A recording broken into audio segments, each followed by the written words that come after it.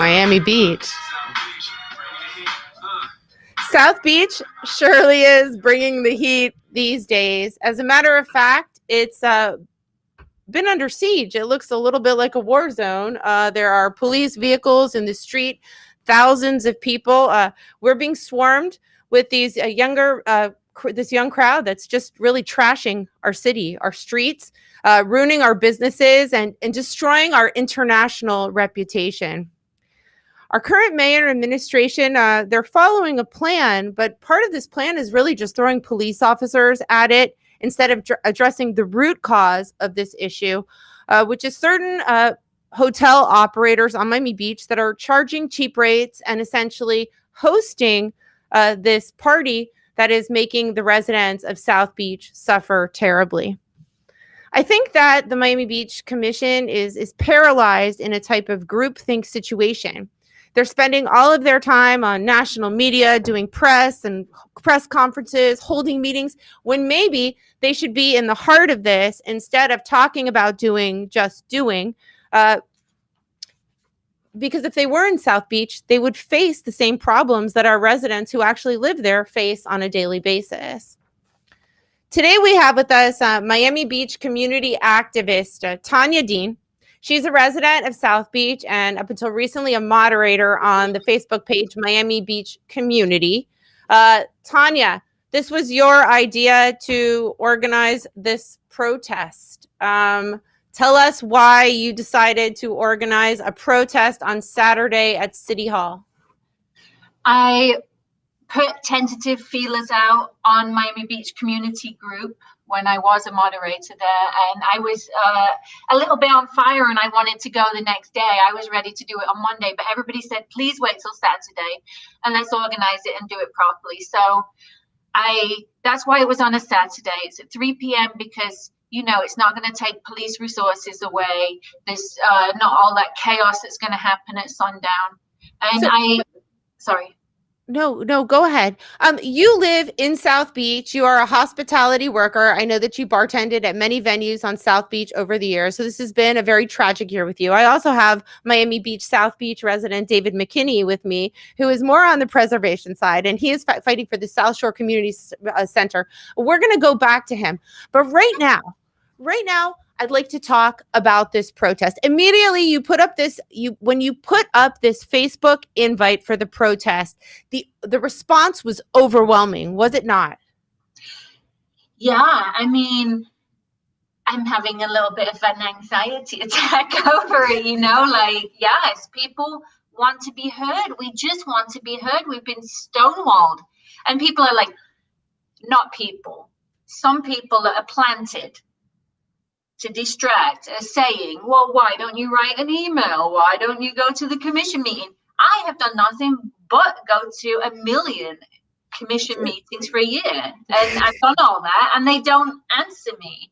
And we need to be heard. We need to be heard, not just special interests. Well, I know that you've been involved in this for a year, but I've been involved in listening to this problem in the MXE district in South Beach for 5 to 6 years. Every single time an incident happens, we get together, we have a community meeting, we talk about a plan, we congratulate our poor police officers who really are at this point fighting a war down there. It looks like a battle zone, and then nothing happens. And many times I've wanted to do a peaceful rally or protest. And it was interesting because you put up this Facebook invitation in the Miami Beach groups yesterday. You had an overwhelming response. And then you summarily had it taken down by the Miami Beach community group. Can you tell us why the head of that group received a phone call from Dan Gelber's political consultant? I don't know. Maybe they think he's my dad and I'm the naughty teenager. I mean, why wouldn't they call me? I talk to them. Well, I talk. It's a one-way conversation. I talk to them all the time. They know me. They have my phone number. It's very easy to talk to me. Why are they talking to a man? Do they think that man is in charge of me? I'm 49 years old. That's not my dad. Well, what happened is they wanted to shut you down immediately. So what happened is you put up this invitation on Facebook, you got an overwhelming response from the residents of Miami Beach who honestly have had it. If I see another one of those videos, it's so disheartening. This weekend, when the young woman was drugged, raped, robbed, left to die, and then two gentlemen went on partying with her credit cards and her cell phone. I said, I don't care what I had planned on Saturday. I'm going to write a sign. I'm going to go down to City Hall. I want to see some change. We need a serious transformational change. And I think that you're the one who started it. And guess what, Tania? It's a big deal what you did, because Dan Gelber picked up the phone and called Christian Olvert, who bullied you out of a group. By the way, on this group, Miami Beach Community, I have also at this point been muted and blocked. So we are not allowed to talk about the protest. We can thank the mayor. I would wonder, though, why do you think that the mayor does not want to see his residents peacefully assemble if we're wearing masks and we're doing the right thing with the best intentions for the entire city? There's no transparency, there's no communication, and there's no transparency. And I just want to say that this protest is peaceful. There's children and families going to be there. This is not a protest to attack the tourists. The tourists are the scapegoats. It's like, look over there.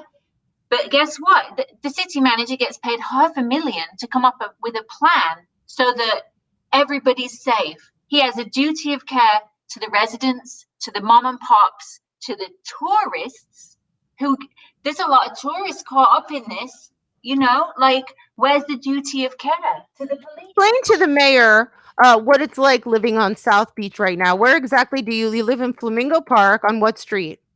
I live on 9th Street, and I was one block from what happened on Euclid and 8th the other night, and that's why I called for this protest. I was so scared. I've been sick for days. I can't eat. I've got indigestion. I can't sleep. It's frightening. It's frightening that they think the answer is to herd a crowd of people into the neighborhood. A 5-year-old could have told them that was not the answer. And I'm frightened. I'm frightened that I can't walk my dogs around the block without getting stopped by people asking, where can they buy weed, and scream that out of the car, like, I want her, like, it's too much.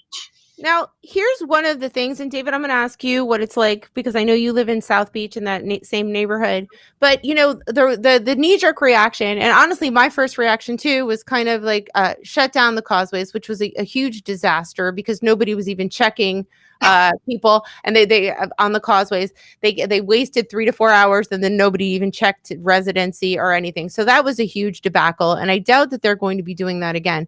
But the fact of the matter is that this crowd is coming to Miami Beach. There are several thousand very, very cheap hotel rooms, and I believe that this crowd is already staying on Miami Beach. So we are hosting this party, and by the way, the streets are trashed. It's almost as if somebody descended on your backyard. Imagine this every single day and left it full of trash and vomit.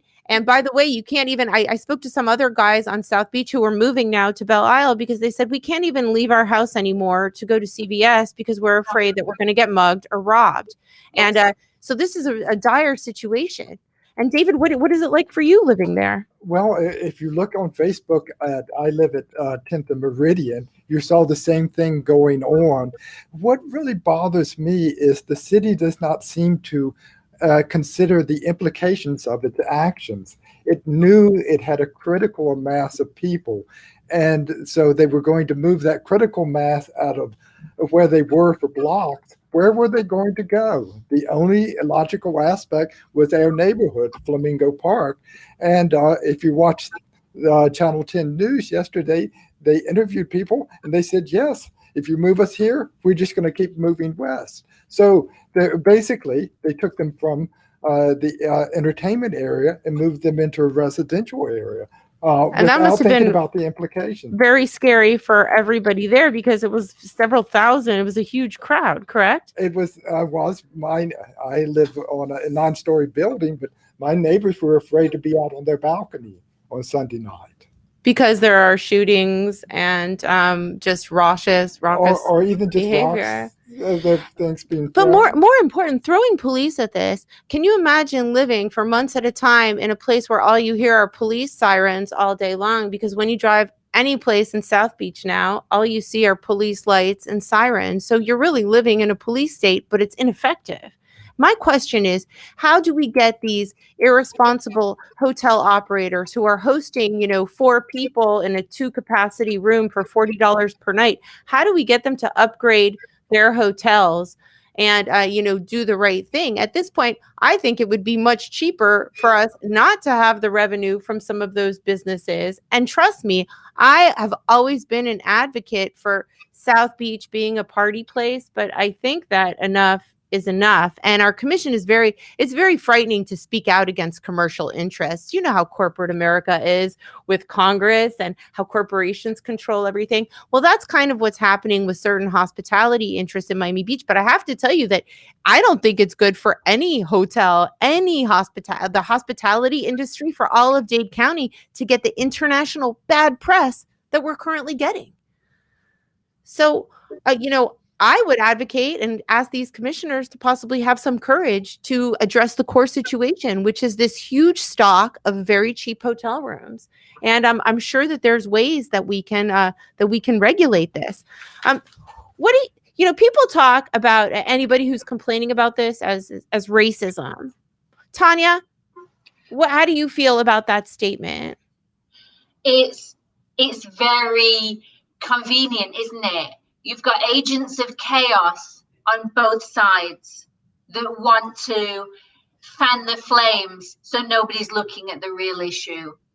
It's very easy for, the tourists to blame the cops. It's very easy for us to blame the tourists. The reality is they knew this was coming. The city knew this was coming. It's been happening since 2003, and they are paid to have a plan in place. If they had communicated with residents the same way they blasted my texts and emails about the marina, then there would have been some communication. They only want to communicate when it serves their purpose. Well, and then they held a meeting the other day, and one of the reasons that I want to attend this protest is that they held a community meeting, an emergency meeting, and then they didn't allow for resident input, which was terrible. But a lot of, I saw a post in one of our groups from a young gentleman, a Black gentleman in Miami Beach. And here's what he wrote. His name is Michael Tulloch.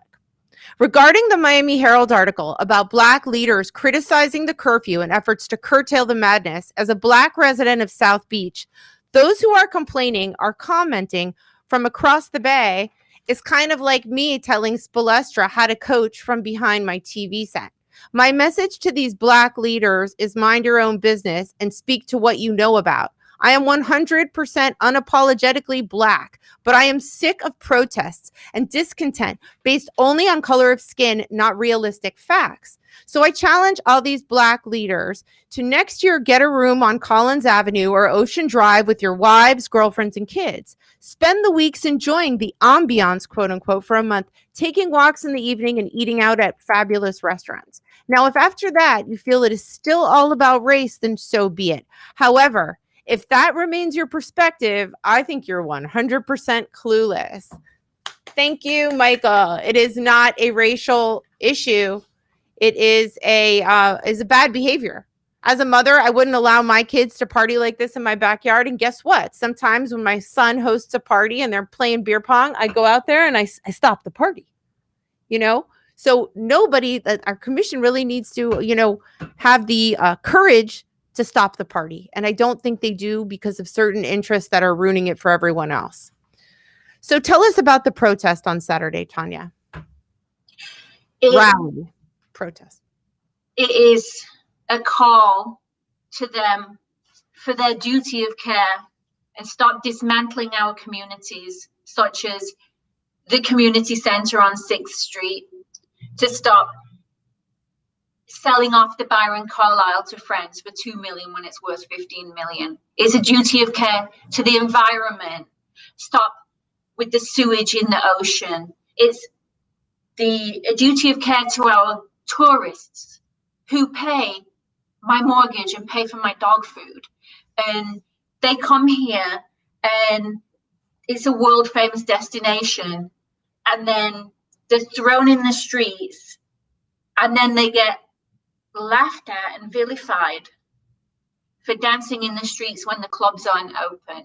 And I'm not saying their behavior is great. I'm saying there's gangs of people that's coming in, real gangs, selling crystal meth, that's preying on tourists, that's preying on the entire situation. And it's duty of care to the residents to not disperse an entire crowd of people into the Flamingo Park, because it's a working class area, let's face it, in an effort to protect Ocean Drive interests, may I say.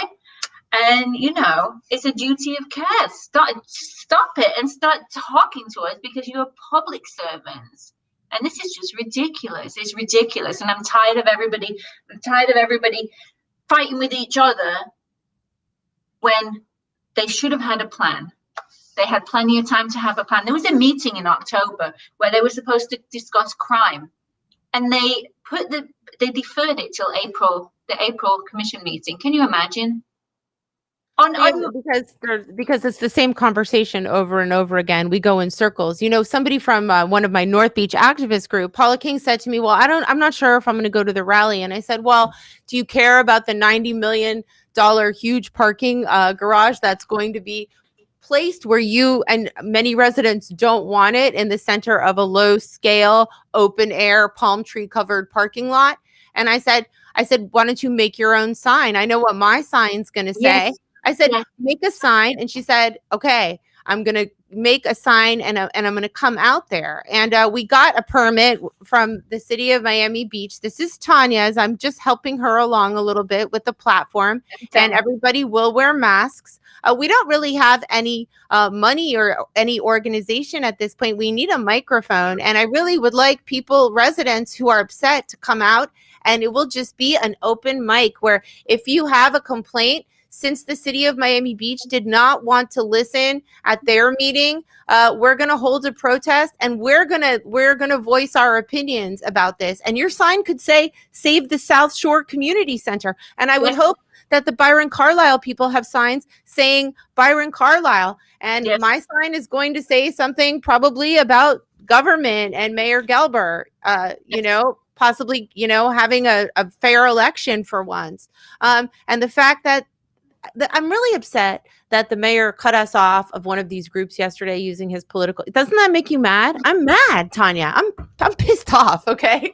Speaking of which, the demons always fight hardest when they're about to lose, and he's fighting hard, and that is a wonderful thing, because Here's what's interesting, though. This isn't about him at this point. This is about him having the courage to say to some of these hotel operators who are inviting these guests and this party into our city, you got to go, because it's too much.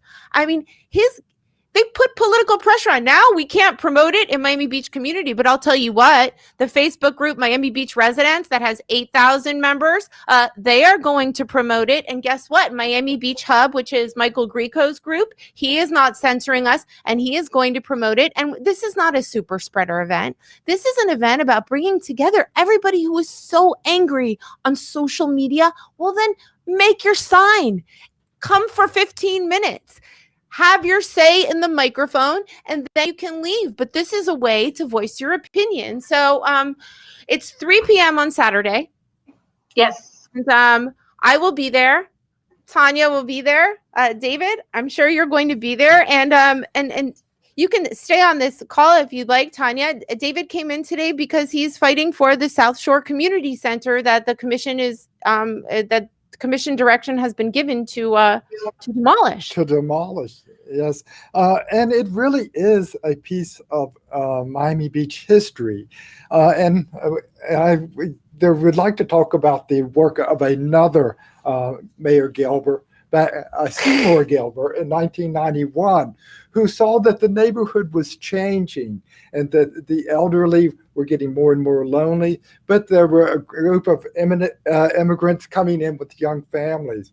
So he invited the Little Havana Activities Program to come and create a child care center in the South Shore Community Center.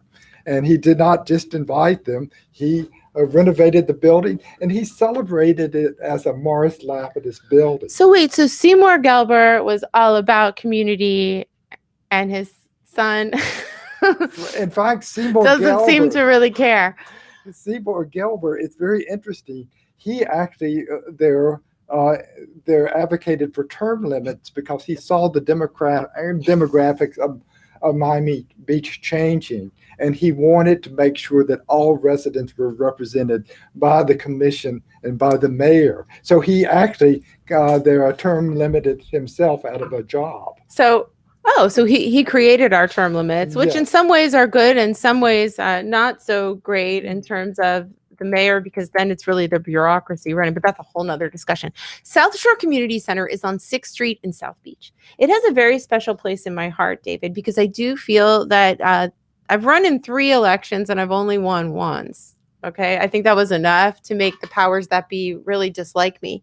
But in that first election, that was my campaign base. I loved those seniors. Those seniors had parties there. They were eating there every day. And when the city came along with this fire station, by the way, they had no voice to advocate.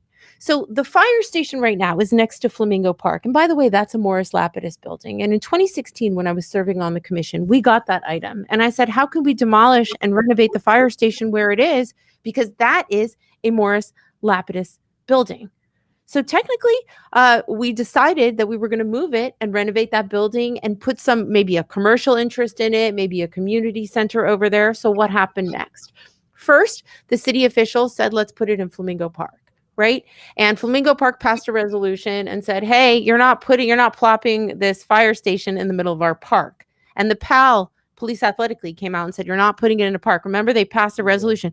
Then it went down to South of 5th because there were some properties there. And South of 5th said, hey, we don't want it there either. And so it's getting plopped in a place with people who really didn't have a voice. Many of them are, working families or seniors that don't speak English very well. They had no voice to organize. And the first thing that we did, so there was no opposition there.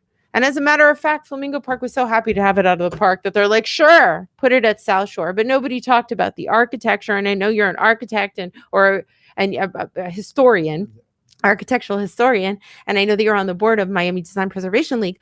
But at this point, these people had no voice. And the first thing that they did was kick out the seniors. And I'm going to tell you why kicking out the seniors was such a terrible idea. They put them in different senior centers around the city. But that was a group that had been together for years. They ate together every day. They had, all sorts of insurance and medical events there for them. They did parties. So it's kind of like saying, we don't care about your group. And they were very upset to be separated. And so we separated them. And at the time we said, everybody in the community center is going to get relocated to another place. And guess what? I don't think that they were really being very nice to the people in the Rainbow Daycare Center, which is a federally subsidized daycare center that can only be there because the city of Miami Beach hosts them. When I walked past the South Shore Center the other day, I could hear the kids playing, and they have this beautiful playground with plenty of trees. They can't find a space like that anywhere else in Miami Beach because it probably doesn't exist. And they're certainly not going to want to host a daycare center, which probably doesn't pay a tremendous amount of rent. So tell me, what made you pick up the baton? Because I had given up on this. The commission seemed convinced that they just wanted to get rid of it. Well, actually, it was the daycare center and the South Florida Seniors for Action that made me they're interested, because they both came at the only 2 public forums that I know about this, which have been before the Historic Preservation Board. At the 2 times when the city put it as a discussion item, the first time, Ms. Lopez, who was then the director of the daycare center, came and said, this works for us. And one of the things that they have to have because of the state Florida regulations is their daycare, the playground has to be self-contained, and they have to be able to keep the kids segregated from and they won't be able to do that anyplace else. So they need that. They have it where the neighbors are, where the families are. And the other thing the city hadn't thought about is that it's close to transportation hubs for the buses. And I'm sure that the commission has not taken a bus in a long time. It's very difficult when you have small children. We were there the other day watching the parents come and go from the community center. It made me feel very sad because I have such a connection to the people who used to frequent it, who've now been displaced, and to displace the working moms and kids too was very upsetting. So then the city, Commissioner Mickey Steinberg put it on the city agenda, and there was a meeting last week. And that meeting was extremely disappointing because I had my hand raised the whole time. And I know, David, that you had been waiting all day. And at that meeting, the city manager said that we were spreading misinformation. It had to be talking about you and me because we were the only people really fighting this. So we were accused of spreading misinformation and lying. And somebody, I believe it was Ricky Ariola, called me evil. He called me evil. Yep. I think it was me. I mean, it could have been you, but who would call you evil? You're like an angel. Well, I was really, really shocked. Oh, and we weren't able to respond. That's another thing. Dan Gelber controls the agenda. We were unable to respond at all. He did not recognize that our hands were even raised. We were attacked and we couldn't speak. That is violation, by the way, of our Miami Beach Charter, which says that we have the right to speak out. You know, that we have the right to be heard. So I guess that's gone out the window with Zoom. And Tania, I think that's why you're so frustrated, because had we been in a meeting and had I been attacked like that, I could have marched up to the podium, and whoever was managing the meeting probably would have said to me, okay, you can have 1 minute to speak. But we were not recognized. We couldn't see who was attending. The only person who knew any of that information was the mayor, who controls people's ability to speak. So when he didn't let people speak at the community meeting on Sunday either, I started to really get frustrated. How did you feel that day at the meeting when you heard what happened? I was shocked, and I was shocked actually because I listened all day long. And one of the things that they have said is, oh, it costs too much money to let them keep the center. We only have a certain amount of money. But when they were talking about the aquatic center and how it was going over, not because the contractor had submitted plans for what they had asked for, but because of enhancements, they were talking about how they could easily get their hands on tens of millions of dollars, and directed the chief financial officer to identify land that they could sell. Well, because that $90 million aquatic center is a lot of money for all of these same special interests who are either going to be getting some sort of a contract regarding it. There's going to be a lot of procurement going on. So that's a big $90 million chunk. The way the fire station right now is slated to be, the South Shore Community Center is slated to be demolished in about a year and a half. Yes. Right. And there's $5 million to rebuild a new fire station. They're saying that they are going to relocate all the nonprofits that are being displaced and the daycare but they haven't told them where. But in the new center, will they have a space? We do not. There will be only the fire station at 6th Street. So we do not know where the seniors will go, where the daycare will go. It's an undisclosed location. Also, it just seems like it doesn't make a lot of sense to have these trucks going by fast with parents and seniors, parents with small children walking down the street, and seniors moving and coming on this small little street to just plop a fire station there. I would advocate that they retrofit the Morris Lapidus building next to Flamingo Park and redo their fire station there. Leave the South Shore Center alone. I would even take some of the money that's for the new station at the other Flamingo Park location and give this Morris Lapidus building a little bit of an upgrade, maybe some new coats of paint. But I don't think that there's a lot of will. There isn't. And I mean, there are other alternatives. And even Russell Galbert gave them a solution that they would not take. And if they're going to tear down, he did have a piece of property that he wanted to sell the city, right? And the Jimmy Morales, who was the city manager at the time, dismissed it without even looking at the proposal. But if they're going to tear down the public health center on Alton Road, which is a commercial road, and they're going to rebuild something there, why not put the fire station on Alton Road, where you have fire trucks going out on a commercial there? There are other options. We could use that site for the fire station if they are going to demolish the community center. And that would involve moving the community center and buying the land across the street from Russell Galbert. We'd have to purchase some land from him. But why not? Why would we tear down a Morris Lapidus building? We could just buy it. That's a great solution. But these are the fights that we're facing, and it's very frustrating to me as a resident, because it wasn't always like this, Tanya, and it wasn't always like this, David. For many, many moons, residents were heard. This is a new phenomenon where special interests seem to be controlling everything in the city. Some people have commented here. Lori Bruner says, "Don't clean it up until the break is over. It's appalling." George Gonzalez says, "What do you guys think about the Miami Beach marketing rep telling people to continue to come down, just move to another restaurant north of the South Beach?" We think it's disgusting that people should be able to come down to any part of our city and feel safe. And Janice Saxon writes, "Good for you, Tanya. I'm all for a peaceful protest with valid concerns." And Rick Sisser gave us that. So we need people to attend this should we call it, you've been criticized for you've been attacked for organizing this. The first attack was you called it a protest instead of a rally. I mean, I do feel like I'm protesting, but I'm peacefully protesting, right? I mean, yeah. Well, when I initially made the event, I didn't have like the word on there, and then some people said, you should really put the word protest, otherwise it's kind of ambiguous. So I put that, and then,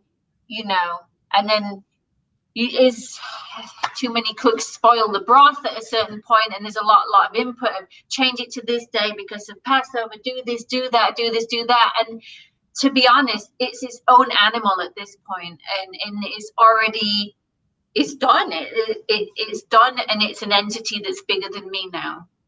So, well, this is a call for, number one, if you own a microphone and a speaker and you'd like to help us out by donating a microphone and speaker for that day, we would love to have it. People who come to the protest should have to be wearing masks, okay? Because we don't want to be accused of being a super spreader event. And this is about calling for transformative change. So whatever your issue is, if it's the pollution, like Tanya said, up in North Beach, where there is a no-touch zone, or if your island on Palm and Hibiscus was ripped up and the city has not put it together, the people on Indian Creek who are upset that all their mangroves were torn down, if you live in the Collins Corridor and you've been under construction for 5 years, this really is just a call for a transformative leadership change. And we really would like people to come out and have a forum, especially dealing with the security and safety issue. Do you think that people are going to say, hey, it's a bunch of Miami Beachers, white people out there protesting? I mean, I would hope that our Black members of the community come out too and hold the sign and say we care about safety, because I do feel like we could be attacked. But this isn't about just that one thing. This really is what did you call the event? It's called the Take Back Our City. Yes, Take Back Our City from the special interests. Yes. No, it's not an attack on tourists. This is not, we're all getting shafted. Everybody's getting shafted. The poor woman that got drugged, raped, and murdered got shafted. The people that come here get caught up in the excitement and then go home with a criminal record when they have had no criminal record. They're getting shafted. The Black community, when this is what is shown, they suffer too. This is not, everybody is suffering. This is a chaos. It's a chaos. And yes, there's going to be those agents of chaos that want to keep the chaos because it serves their narrative. But guess what? This is not about a narrative. We're just normal people and we live here. And I want to bring the love back. I want to be able to walk out and love to see the tourists and love to walk the dogs. And I want the tourists to come here and love to be here and not be in like a fight with police. I want the police not to be harmed. I want the parking department that's been dismantled not to be sent out as one person into a mob to ticket a car and make them vulnerable because they want to sell off the parking department. Like, no. Look, there's no agenda. All we want to do is say, look, we exist. We want to be safe. And this is a city of love. And kindness. We're literally a city of kindness. So whether this is not a partisan rally or protest, we invite Republicans, independents, Democrats. This is everybody. And you don't have to live on Miami Beach to come down and hold a sign to help us get good government, because we are suffering here. You've seen it on the news. You've seen it across the city. We can't get people elected anymore. It's been very difficult because the special interests are swooping in with millions and millions of dollars, and we're getting the wrong politicians elected who are then not really stepping up for us and speaking on our behalf. Many times when I hear the commissioner speaking, I think to myself, like, what political theater am I watching right here? They're stuck in a groupthink.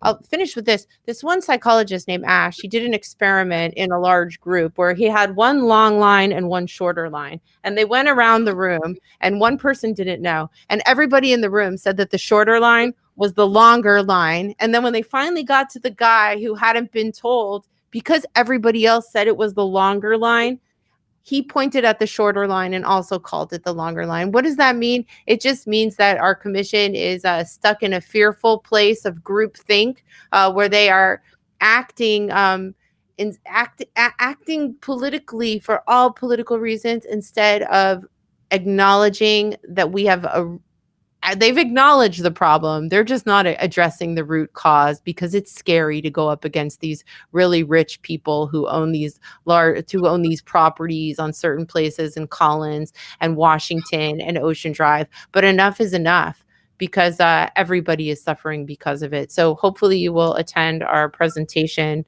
I mean, the rally, Tania's rally on Saturday. Is there anything that you would like to say, David or Tania? Well, I mean, the thing is, right now, no one's happy. I don't think the kids that are here now, or the people traveling, are having a good time. They're frustrated because of the curfew and so forth.